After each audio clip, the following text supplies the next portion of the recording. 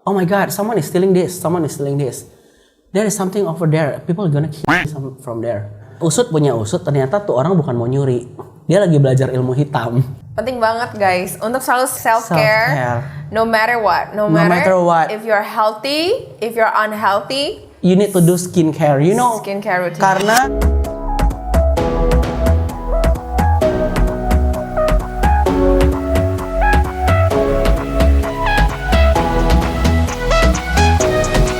Welcome to our first episode of Candu Pot.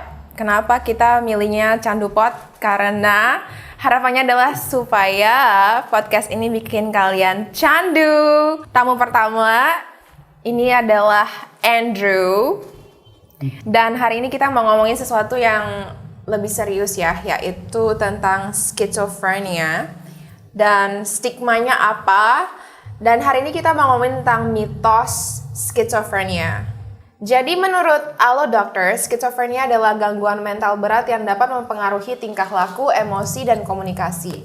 Penderita skizofrenia bisa mengalami halusinasi, delusi, kekacauan pikiran, dan perubahan perilaku. Oke, jadi aku mau baca ya, ini juga dari Allo Dokter. Ini adalah sejumlah gejala yang dialami oleh penderita skizofrenia. Jadi mungkin kamu yang nonton atau kamu punya teman atau keluarga yang mungkin mengalami gejala ini, ya mungkin bisa membantu. Jadi salah satu gejalanya adalah kecenderungan mengasingkan diri dari orang lain. Jadi suka isolasi diri, lalu kesulitan untuk berkonsentrasi dan kurang motivasi. Perubahan pada pola tidur, kesulitan dalam mengerjakan tugas sekolah, depresi dan mudah marah. Dan juga ada lagi gejalanya, itu namanya gejala positif, yaitu halusinasi, delusi seperti teman kamu yang delusi dan juga halusinasi gitu ya. Kekacauan dalam berpikir, jadi kayak gak bisa fokus. Kekacauan dalam berperilaku, perilakunya itu gak bisa dikontrol dan mereka juga gak sadar kalau mereka berperilaku seperti itu. Lalu juga ada gejala negatif seperti sulit merasa senang atau puas, hilang minat dan motivasi pada berbagai aktivitas, perubahan pada pola tidur, dan mengabaikan penampilan dan kebersihan diri. Oke, mungkin sebelumnya kita introduksi dulu ya, siapa itu Andrew dan apakah dia punya penyakitnya? enggak lah, gue ngerawat orang. Oke. Andrew ini adalah teman baik aku dan hari ini dia mau ngebahas tentang temennya yang punya penyakit skizofrenia. Kamu udah berapa lama kenal dengan teman ini gitu? Dan gimana caranya kamu tahu kalau dia punya penyakit tersebut? Apakah dia cerita atau gimana? Nah, actually gue kenal sama dia berapa lama? Actually I cannot mention it karena takutnya jadi obvious who is it. Cuman gue taunya gimana itu gini. Pertama kali rumahnya itu kemalingan. Rumahnya kemalingan? Kemalingan. It happened in Jakarta. Okay. Rumahnya kemalingan. Dan yang maling itu bawa beberapa alat yang bisa mengancam nyawa si my best friend. Oke. Okay. So, dia cerita ke gua. Like 1 month, 1 week, 2 weeks, 3 weeks, 4 weeks. Gak ada masalah. Like all normal. Oke. Okay. All normal. Kayak gak ada apa-apa. Like ya udahlah. Malahan gue yang trauma. Karena gue denger ceritanya gue takut. Oh. After that, tiba-tiba di minggu keempat gue lagi nginep di rumahnya. Tiba-tiba dia bangun sendiri dan dia kayak, oh my God, someone is stealing this, someone is stealing this. There is something over there. People are gonna kill from there. Can you look downstairs? Someone stealing my gold. And habis itu dia tidur lagi. Jadi pas kemalingan itu malingnya ada ambil barang berharga? Enggak karena begitu kelihatan, kebetulan teman gue tinggal di rumah yang lumayan ada security-nya. Oke. Okay. Cuman kecolongannya gimana itu sialnya dia mungkin. Nah, usut punya usut, ternyata tuh orang bukan mau nyuri. Dia lagi belajar ilmu hitam. Cumannya nggak menghilang, jadi kelihatan. It's quite funny though. Bener-bener. Dia belajar, tuh maling belajar ilmu hitam. Oke. Okay. Tapi karena belum selesai, kelihatan kasat mata atau maling. Tapi pas dia masuk kelihatan? Kedengaran suara goyang-goyang, kayak ada pintu goyang-goyang. Tapi dia masuk dari pintu atau dia nembus pintu? Masuk, buka pintu, tutup lagi. Oh. Jadi dia kira dia nggak kelihatan mungkin. Tapi dia kelihatan. Ini beneran. Beneran. Jadi teman gue trauma karena ngeliat orang yang masuk ke rumah dia. Udah, abis itu 1 week, 2 week, gak ada masalah, bener like normal. Tiba-tiba itu satu. Yang kedua, dia nuduh semua karyawan dia tuh nyuri. Dia nuduh, teman kamu ini nuduh Semua karyawan dia nyuri. karyawan dia nyuri. Yes. Karyawan dia kerja di rumahnya? Atau Yang kerja di rumahnya, yang kerja di kantornya semuanya dituduh nyuri. Oke. Sampai one by one karyawan dia resign. Gara-gara dituduh. Dituduh, yes. Can you imagine? Like, can you imagine? Lu dituduh nyuri out of nowhere. Oke. Habis itu satu-satu karyawannya resign. Udah, halusinasinya makin parah ketika dia bawa, let's say dia punya aset segini deh. Iya. Dia tuh dipeluk kemanapun dia pergi. Dia punya aset apa nih maksudnya? Let's say emas gitu loh. Emas tuh dipeluk sama, dia peluk tuh emas kemanapun dia pergi every day. Kayak semua emasnya tuh dia taruh Peluk dalam tas. dan dia peluk every night and day. Ntar waktu dia bangun tidur, oh my god, where is it gitu, you know. Oh wow. So it happened like 1 month or 2 months, sebulan atau 2 bulan. After that, gue bawa dia nongkrong nih sama teman gue yang lain. Teman gue yang lain ini bilang, I've been there gara-gara kasus 98. Jadi waktu 98 dia ketakutan sampai jadi gila. Siapa? One of my friend, another friend. Ya, jadi dia bilang you should go to psychology. Kalau psychology nggak bisa handle, go to psychiatrist. Oke. Nah, dari itu baru dibawa ke psikiater. Oh. Dari itulah baru mulai sembuh. Treatmentnya itu berapa lama? For totally sembuh 2 tahun, tapi mulai bisa jadi manusia normal 6 bulan. Oh, pada saat dia itu lagi kayak bawa emas kemana-mana dipeluk gitu, itu berarti dia nggak bisa function seperti orang normal. Cannot function. What do you mean cannot function? Karena basically mental illness itu kan bukan sesuatu yang gini. We functioning itu kan berdasarkan insting sama berdasarkan logik kan. And it all happen by hormonal. Hormon dari tubuh kek, dari otak kek. Nah, chemical di otak dia itu kan nggak beres, my best friend. Yeah. Anyway, I love this human so much. Tapi this is the fact that I have to state gitu loh. Memang dia chemical di otaknya tuh nggak normal. Chemical di otak. Okay. Tapi for the detail I don't know. Karena itu kan tugasnya si psikiater. It's not my portion to talk much. Tapi jadi chemical di otaknya nggak normal. Jadi dia butuh medication untuk buat dia normal. Nah, jadi kalau dia nggak ada medication pada saat itu, otak dia kan chemicalnya nggak normal. Jadi reaksi terhadap reality itu beda. Oh. You know? Contohnya gimana? Dia bisa halusinasi ada orang yang mau dia di lantai 1. Which is still not true. Dan ini setiap hari? Every day the same thing? Yes, every day. Constantly without stop. Padahal keluarganya Nothing. udah coba buat ngomong kayak, oh itu nggak ada, udah kayak Actually no family, it's me. no family. Ya dia orang luar. Dia dari luar kota. Dia di sini. Jadi terakhir ya satu-satunya jalan is medication. There is no other way. Once you have mental illness, the only way medication. You can believe in God. I believe in God. I believe in spiritual things. Tapi the only answer itu ya medication. Like you got flu. You can pray but you need to eat medicine. Someone got cancer. Okay, so dokternya pada saat pertama kali kalau dia dibawa ke dokter gitu, dokternya langsung diagnosa dia, oh dia punya penyakit skizofrenia gitu. Interestingnya, gue maksa ini penyakitnya apa dia nggak mau ngasih tahu.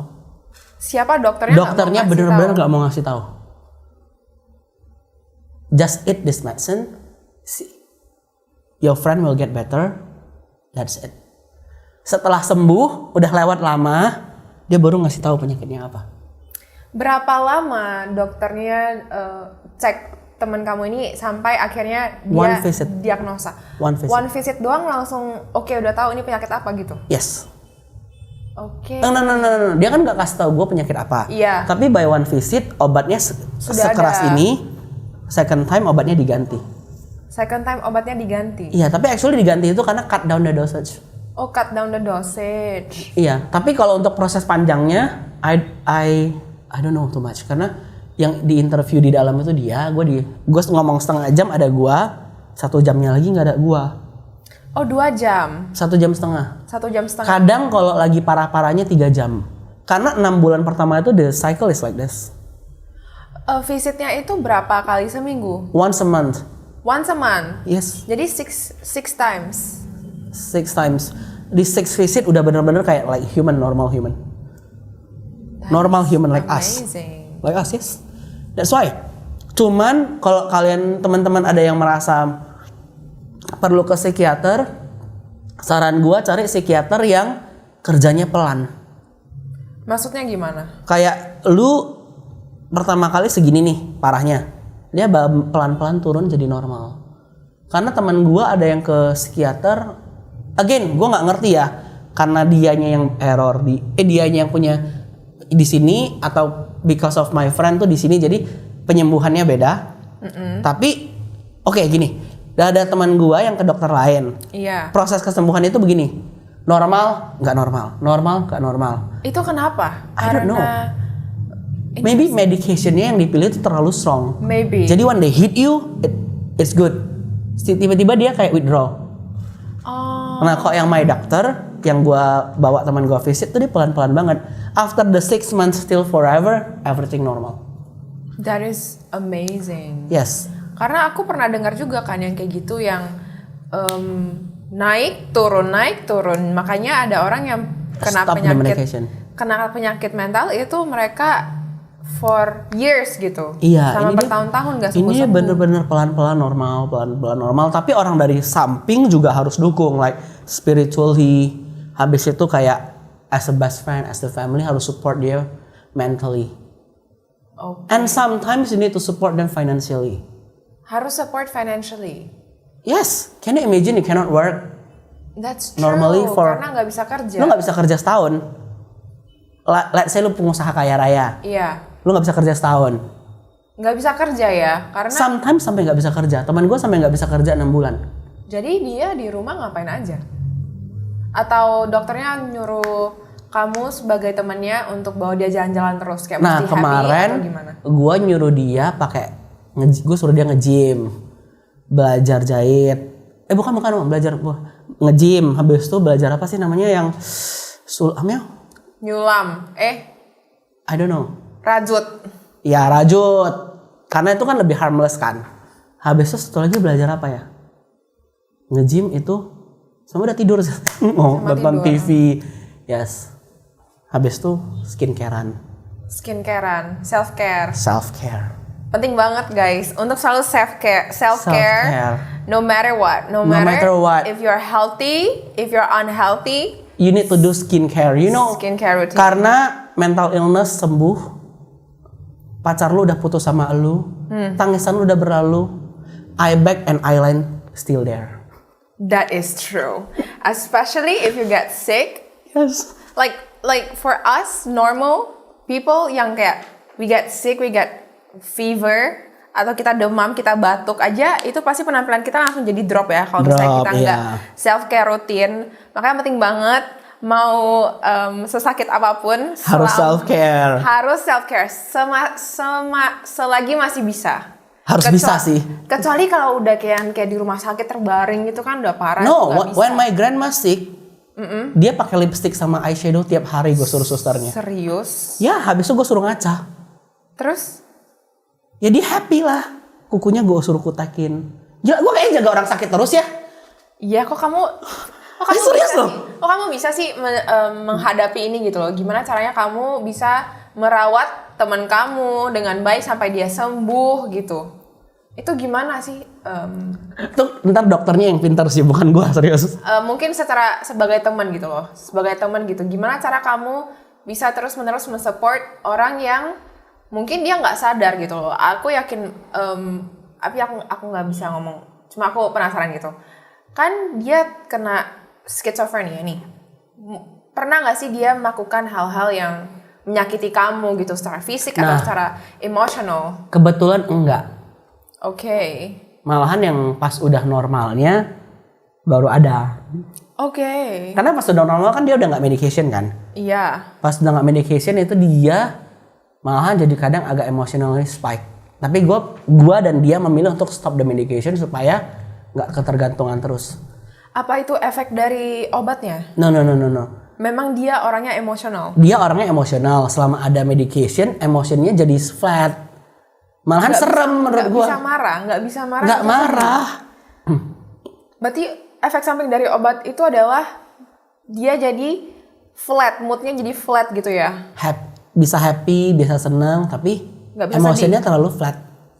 Nah itu yang gue serem. Tapi untuk detailnya why and how I mean like it's belong to the doctor.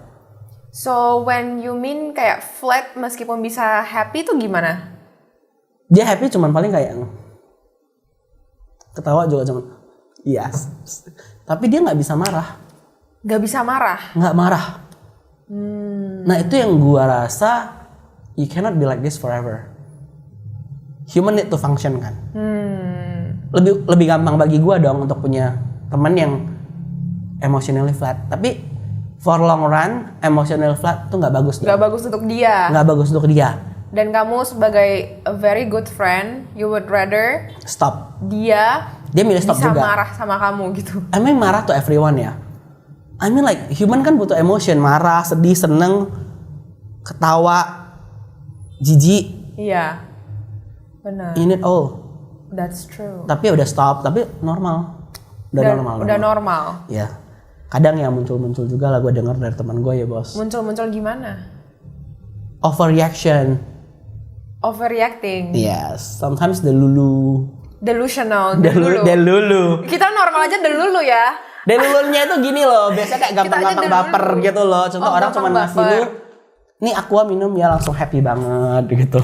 Oh. But I think it's out of the context, but yeah, that's the after effect. Tapi mungkin kalau misalnya yang nonton juga kalau dikasih minuman sama orang yang dia suka juga baperan kali ya.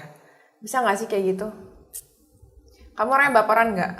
Gue langsung pengen buat surat nikah gitu, cuma ditawarin dulu Langsung pengen foto pas Iya, langsung foto mau yang nikah priwet. yang backgroundnya yang merah itu loh, yang berdua pakai baju putih. Iya, langsung mau ke priwet gue. Kalau boleh tahu apa yang udah kamu pelajari tentang diri kamu sendiri setelah kamu udah merawat teman kamu dari yang sakit sampai sembuh gitu loh. Selama dia sakit itu ada nggak sih apa yang kamu pelajari gitu? Oke, ini Tentang seru diri sih. kamu sendiri. Actually, it's about myself and about everyone. Never attach yourself to anything. Anything. Need sama attachment beda ya. You need to be pretty to attract a guy. But once you attach to your beauty, once it's gone, you're gonna be crazy. I see. Kayak lu butuh duit dong untuk Iya. makan, beli aqua, ini duit juga nih 6.000, gua nggak tahu ini berapa sekarang. Lu beli aqua, lu butuh duit. Tapi lu jangan attach sama duit lu. Jangan terikat Jangan terikat dengan apapun di dunia ini karena semuanya itu can gone anytime. Temporary. Jadi ya, dan apapun yang lu lihat di dunia ini nggak ada yang sepenting sama mental health lu. Apapun, termasuk kesehatan lu yang fisik, termasuk orang tua lu, termasuk pasangan lu, nggak ada yang sepenting mental health lu. Karena once mental health lu hancur, your life itu worse daripada orang yang kena penyakit. Dan kayak didiagnosa mati seminggu lagi. Tapi kalau lu once you have mental health issue, hidup lu itu bakalan kayak beda. Kayak ada satu awan hitam yang nutupin hidup lu. Mau hidup kamu seindah apapun, kamu punya semuanya, kamu You punya will see it in harta, a different way. tahta, wanita. Ya, tapi intinya adalah nggak ada hal di dunia ini yang lebih penting daripada mental health lu. Dan once lu ngerasa dikit aja, lu udah terganggu mentalnya, seek for help, cari pertolongan ke teman, ke keluarga, ke gereja, ke mungkin kalau orang Muslim ke masjid, ustadz, atau ke orang Buddha ke suhu. Tapi lu harus cari seseorang yang bisa bantu lu. Karena once lu dinyatakan punya penyakit mental, jalannya lumayan panjang menuju kita kayak hari ini kembali. And I'm not judging because I'm the one who take care of that friend of mine. Tapi once lu ngerasa ada dikit aja lu kayak panggilan untuk bunuh diri, panggilan untuk hidup lu nggak berarti lagi, lu nggak pengen pernah lahir di dunia ini, sebelum dia jadi mental illness, lu cari pertolongan. Lu harus cari pertolongan. And my friend ini sebenarnya gue nanya ke orang lain lagi kan, kenapa dia bisa kayak gitu? Ternyata itu karena PTSD. PTSD, post traumatic disorder. Yes. Jadi dia karena trauma, dia nggak bisa handle trauma itu, mempengaruhi brain chemicalnya dia sampai dia kena Tapi ini gue forward omongan orang ya, karena gue bukan dokter.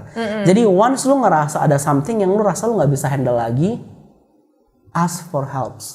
Kalau lu nggak punya orang, mungkin lu bisa telepon ke hotline lu yang ada, atau lu ke teman-teman lu. Tapi once satu lagi, cari ke orang yang bener-bener bisa nolong lu. Karena gue pernah kejadian pas gue lagi down, gue ke seseorang, dia bilang you deserve it because you're not religious enough. Oke. Ada pernah nggak ngadapin orang kayak gitu? Ada. Jadi kayak yang lu curhat, dia bilang itulah lu makanya deketin diri ke Tuhan. Lu Kurang layak doa. dapat kayak gini, lu Kamu kurang kurang doa. Sementara ya gue memang kurang doa sih, tapi gue butuh bantuan lu deh. Akhirnya gue nggak cari bantuan. Bukannya untuk dijudge ya, tapi Bukannya maksudnya untuk dijudge. didoain. Iya, first bantu. look for help, second help dari orang yang benar. Nah kalau lu cukup berduit, lu punya uang yang cukup, jangan kemana-mana, lu ke psikolog. Karena mereka yang tahu how the brain is working. Works. Yes, they helps you from the point of view of gimana otak bekerja. Lebih ke scientific. Maybe scientific ya. Nah, habis itu setelah itu baru kok ternyata lu nggak bisa lagi, baru ke psikiater. Tapi ask helps dari orang yang benar, karena ask helps in another thing, from the right man is the right thing. Another thing. Kayak kebutuhan satu hal, attachment satu hal.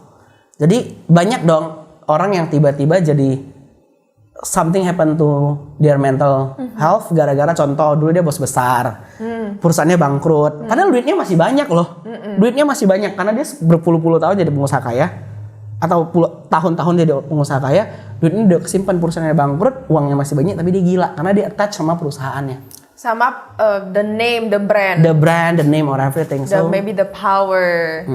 So never attach yourself to anything. That's my number one thing. That is so true. You know, like I've heard of my friend's father yang dulu juga dia sukses banget di perusahaannya. Namun lama-lama perusahaannya usahanya jadi berkurang dan tiba-tiba bapaknya jadi depresi karena bangkrut. Iya, padahal masih kaya kan? Padahal masih ada uangnya. Cuma declare bangkrut, abis itu jadi depresi. Yes, that's why. Dan kebetulan gue dapet ini dari salah satu one of friend yang bilang never attach yourself to anything. Everything can gone by second. That is so true. That is so wise. Yeah. Am I that wise?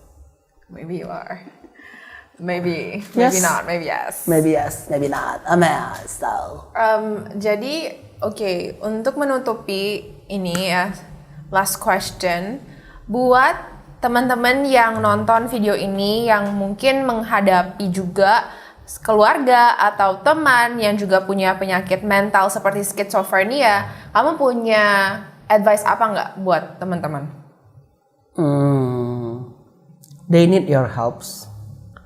Mereka bukan orang, mungkin kadang mereka bisa mencoba untuk menyakiti orang in other way.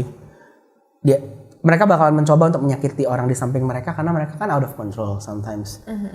Tapi jangan takut sama mereka, tetap take care of mereka. Lu juga consult sama orang yang tepat supaya lu juga jangan terbawa arus untuk jadi stres juga. But they are not that scary. They need helps. Dan please bawa ke psikiater atau psikolog. Karena they are the one who know the answer of everything. It's number one, psikiater, psikolog. Karena lu bawa mereka kayak ke tempat lain, kadang malahan dijudge. Kayak, iya, ada yang di kampung-kampung dipasung. Come on, man. They are not animal, they are human.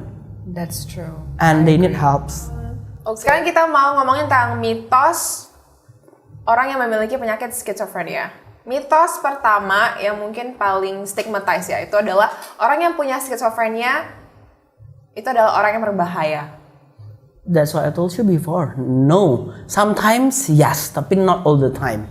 Jadi ketika orang itu bertingkah berbahaya, kita gimana gitu? Ya stay away. Lari aja. Ya stay away. Tapi menurut gua ya, I don't know yang terjadi sama orang lain. Maybe gua beruntung diberkati juga karena gua seek helps early stage. Early stage. Jadi before anything harm, medication udah jalan.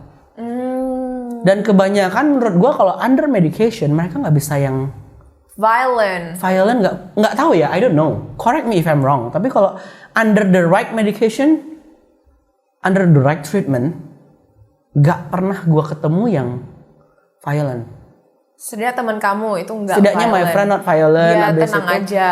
Yes, habis itu yang the one suggest me to go to the psychiatrist, nggak pernah violent. Dia juga skizofrenia. Nggak berani nanya sih. Nggak berani nanya. Ya.